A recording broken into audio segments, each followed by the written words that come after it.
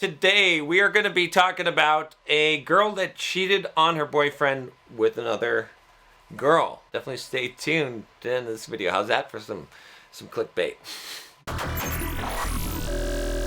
I'm John Sonmez from BulldogMindset.com, and on this channel, I teach you how to go from the victim mindset to the Bulldog mindset, how to become tougher, to develop Stoic philosophy, to take life by the balls, and to achieve what you want. Andrew says here, he says, "Hello John, I am 24 and I'm in a relationship with my girlfriend for almost 5 years, and our relationship was always great. She recently cheated on me with a girl. When I said that I have found out about it, she said that she regrets it a lot and I forgave her. Now I have a hard time dealing with broken trust. Can you please suggest what I should do now? P.S. I appreciate your life mission to help teach others. You help me a lot and you have become my role model. Looking forward to hearing from you. Sincerely, Andrew." Okay, so Andrew, it doesn't matter if it's a girl or a guy, okay? You should just assume that, and this is not a pessimistic viewpoint, okay? I want you to understand, this is not a pessimistic viewpoint. You should just assume that your relationship, your love partner is cheating on you or will cheat on you.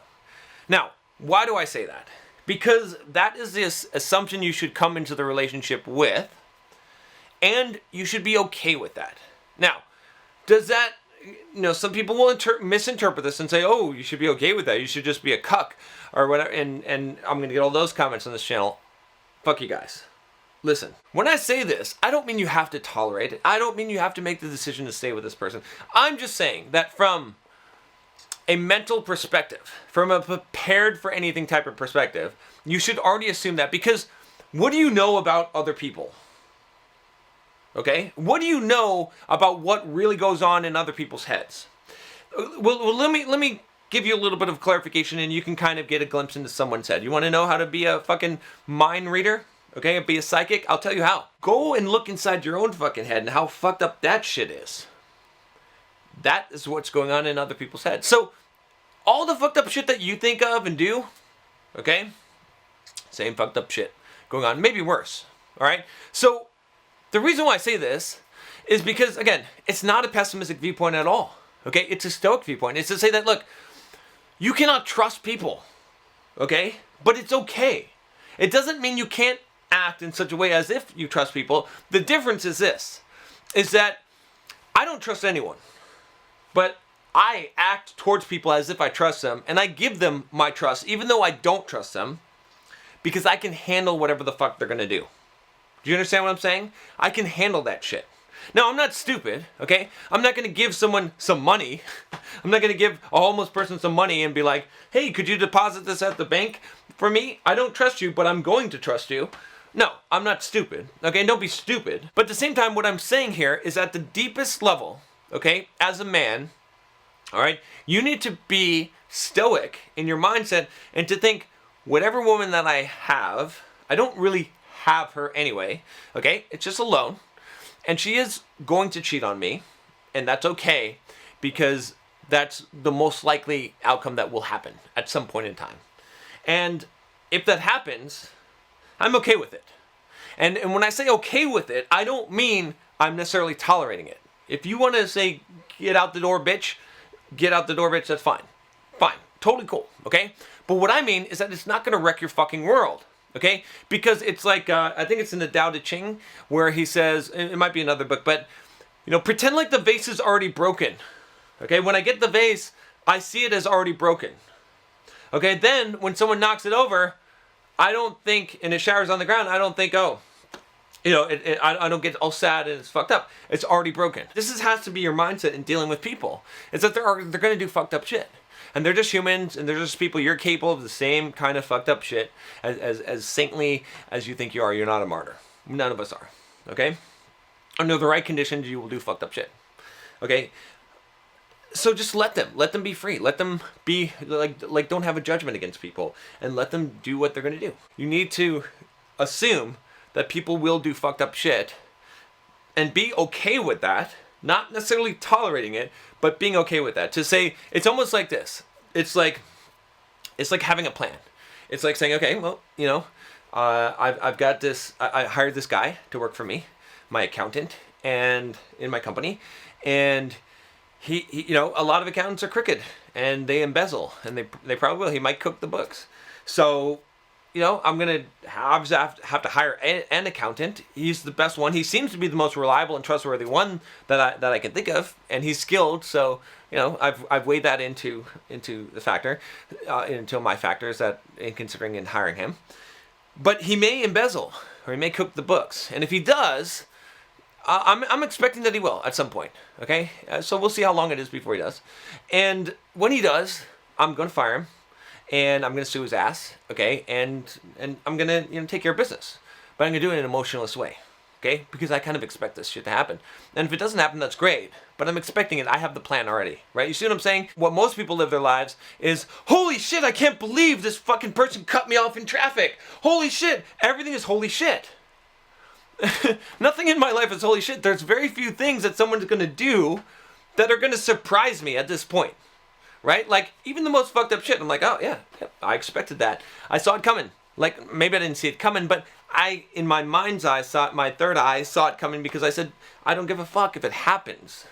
It'll happen, right? I'll deal with it, okay? Again, it's not like being taken advantage of. So I want to give you this base before I talk about what I think you should actually do in this situation, is that coming into any relationship, you should just assume that there's not going to be any kind of loyalty. You don't own anyone, right? You can't really realistically put expectations. When you wouldn't really want someone to, like, I don't know, to honestly to be with you out of a sense of duty or obligation or loyalty. If they feel like they want to cheat, fuck, let them cheat. It doesn't, like, that's, like, you see what I'm saying? Like, to some degree, like, if they're having these thoughts, it's better that they actually take the action, right? Than just have the thoughts and then hold a grudge against you and they're not happy.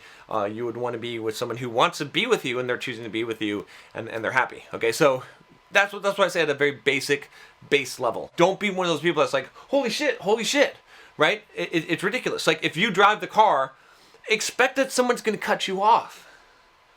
Like, it happens all the time.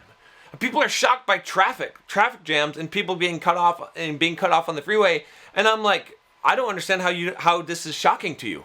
Like, how is this shocking? Like, did you not think this does not happen every single fucking time?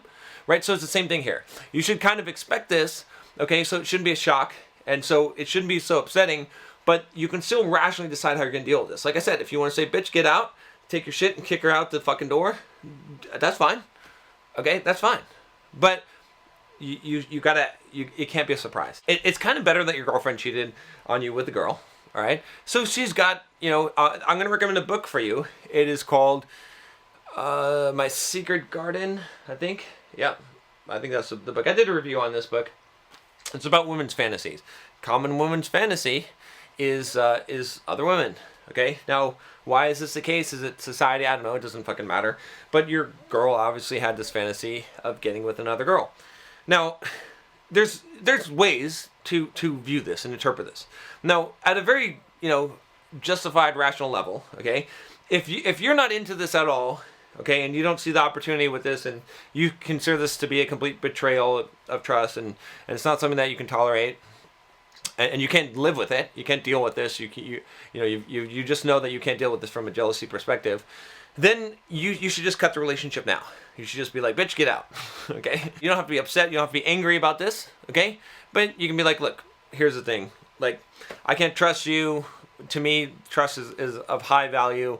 You violated that trust, and so, bitch, get out, okay? Fine, totally fine. Now, the opportunist in me says, is that really the best course of action here? I mean, you got this girl, okay? And, I'm just being raw with you guys, all right? So you got this girl who's got kind of an interesting sexual fantasy. It's not necessarily a bad thing here, right? I mean, okay. I mean, religious and moral judgments aside, she's into girls. It'd be beneficial to you. Like, not only could it be beneficial to you, I mean, again, you shouldn't look at that. This is part of her, okay? Like, even if, she's like, no, I'm 100% loyal to you. I'll never do that shit again. You know that when she's having sex with you, she's got some little fantasy playing in her head of another girl. And she's not getting that fulfilled. And you're just not going to be able to do that. So, you kind of got to think to some perspective, like to some idea. And again, this is an uncomfortable subject, right? I mean, a lot of us, we want to like own and have things, and we don't want to let go of them. We want to hold them tightly, and we have this fear of like not being good enough, and it triggers jealousy, and this fear that we're not good enough, and we're not enough for someone, and we're not enough for by ourselves. Okay, but if you can kind of relax that, then you can realize that like from her perspective, she's not getting everything that she wants.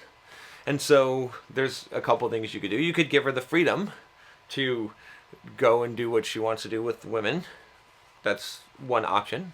Another option would be that you could ask her about this and become involved in this to some degree. Not in a pervy kind of way, but in kind of a like, hey, that's kind of interesting. I didn't know this about you, right? Like, this is an interesting aspect of you. Like, I didn't realize that you're into women. Hey, we got something in common, right? What kind of women do you like? What's your kind of like your celebrity crush or whatever, right? Like, I think there's some potential there where you could kind of build a stronger relationship by sharing this. And obviously she's got secrets from you, and a lot of the reasons why people, so a secret is kind of a barrier to closeness, right? And the reason why people hold secrets is because they're afraid of judgment, or that they're afraid they're not going to be accepted. So that's also one benefit of being the kind of person that doesn't put expectations on people or judgments on people. People will share a lot of shit with you that they wouldn't share with someone else, because they know that you will never judge them, right? And that they'll open up to you, and you'll have deeper bonds with them. So,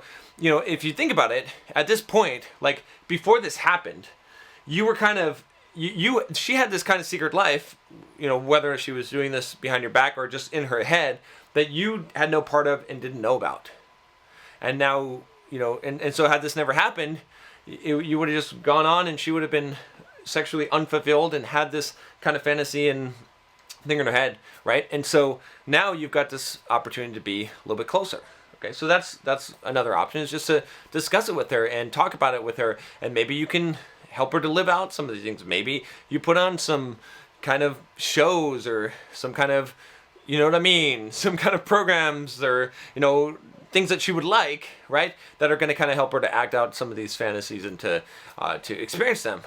The third option, okay, is if you're really strong and you really, feel like you can handle it, maybe you like see what, if she is interested in sharing that part of her life with you, and then you see what you can do. I mean, maybe you can, shoot, you might be in a good opportunity here to get a threesome where your girlfriend actually wants to do that, right? It's like, there's some, again, I'm not trying to like steer you down necessarily this path. I'm just saying that like there's some opportunities here.